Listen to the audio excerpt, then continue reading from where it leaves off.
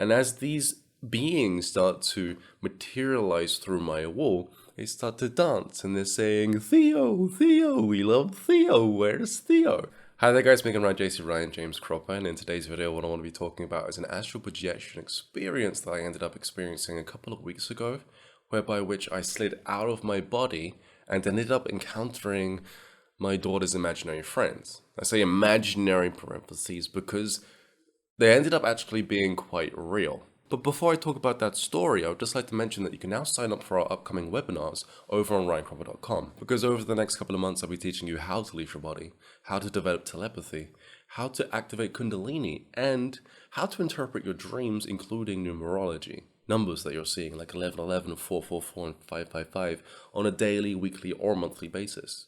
And so you can sign up for those webinars now. The option will be available on my website, ryancropper.com. I'll leave links in the description below. So it started off within a meditation. Many times I attempt to meditate doing other mind-bending things such as memory regression and or triggering psychedelic states. But sometimes I get bored, mainly because doing those things can pose as challenging. They can be quite difficult to say the least. However, because I've been astral projecting for about 24 years, leaving my body has become quite effortless. And so, whilst I'm laying there and I'm struggling with what I'm doing, I realized I'm in a nice space to just slide out. And I do. But when I do, I end up sliding out and I can see the room that I'm in, but it shifts into my old room, the room that I grew up in, my room that's in my parents' house. And I end up in my old bed. The reason for this is because I've spent a lot of time astral projecting in my mum's house. And so sometimes when I leave my body here, for example, I end up just showing up in my old room like I used to. Only this time, I start to feel a presence. Many presences, actually. And I start to feel them coming in from a neighboring dimension next to the astral plane that I've arrived in. And as these beings start to materialize through my wall, they start to dance and they're saying, Theo, Theo, we love Theo, where's Theo? We like to play with Theo. And they start to mention as to how they've been interacting with her for the past 3 to 4 months.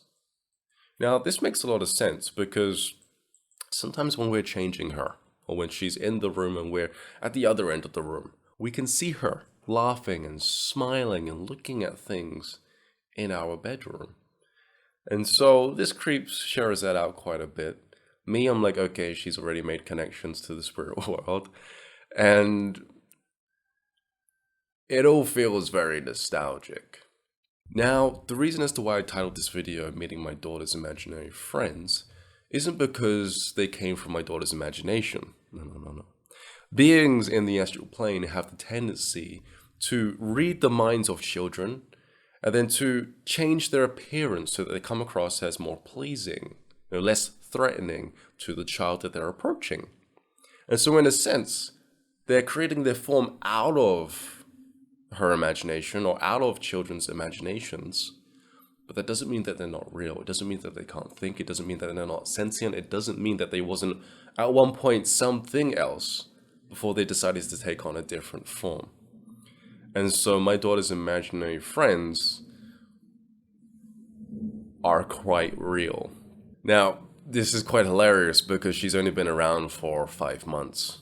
And so she has yet to conceive what a face actually looks like. And this was made even more evident by the appearance of her imaginary friends. Some of them looked like birds, but part of them was missing. They were all very cartoony, flat. Some of them look like they just came out of a mosaic painting. And so, to the untrained eye, unsettling, but to someone who knows what's happening, this all makes sense. And one of them actually came through, sliding through the air like a snake, and actually reminded me of my imaginary friends when I was growing up. You see, back then I was watching Jurassic Park, I was watching Pocahontas, and some other cartoons such as the Smurfs, and I was a big fan of Casper. And so what happened was when I needed an imaginary friend and I was laying there trying to get to sleep, sliding into the astral realm, I caught the attention of beings too. And when they came through, they actually started taking the form of also a slithery snake.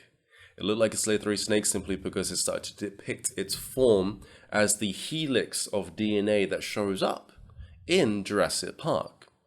You know, when the doctor's given his speech and then he's showing diagrams, a hologram shows up, which is DNA with two eyes that kind of moves exactly like a serpent.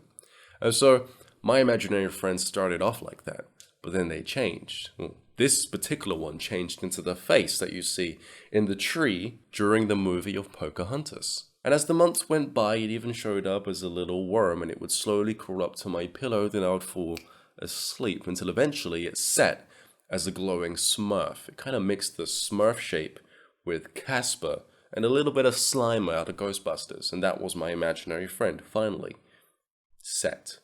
And he was my imaginary friend for about 5 years until he said that I no longer needed him, and then he disappeared.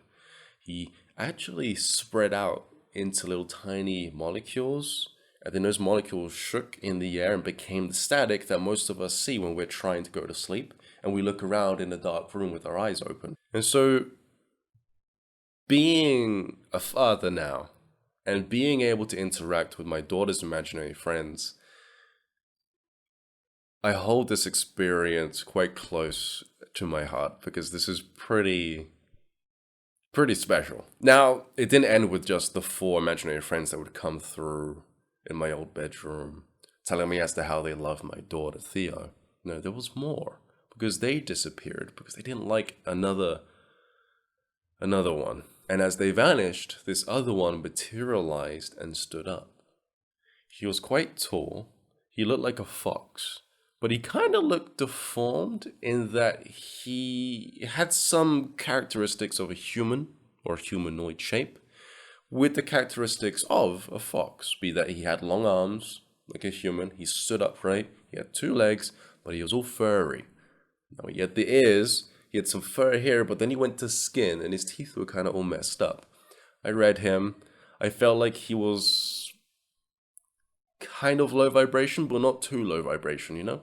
He kind of felt like the type of person who's aware that they've done some wrong in their life, and yet they're trying to make up for it. That's what he felt like, to a T. And I was okay with that. But I had to give him some pointers. I said, okay, before you meet my daughter, you might need to change some things about you. For example, your teeth need to be fixed a little bit more. They look kind of scary. Matter of fact, they're too sharp, because he had some sharp teeth around here, kind of like fangs.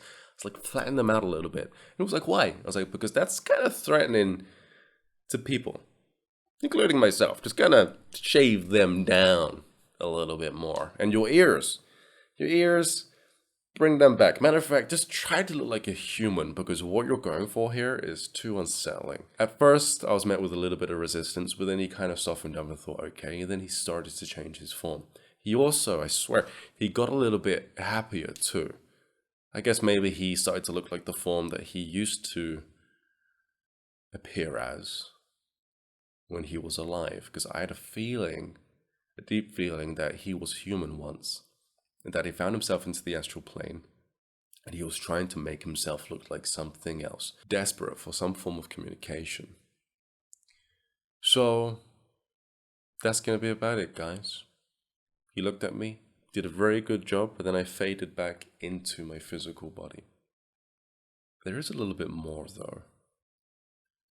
Recently, when my daughter's been laughing by herself,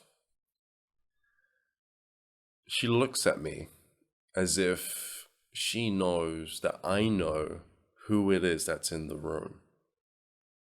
Take care, and don't forget to subscribe to my YouTube channel for more videos like this, and check out my website if you're interested in these upcoming webinars.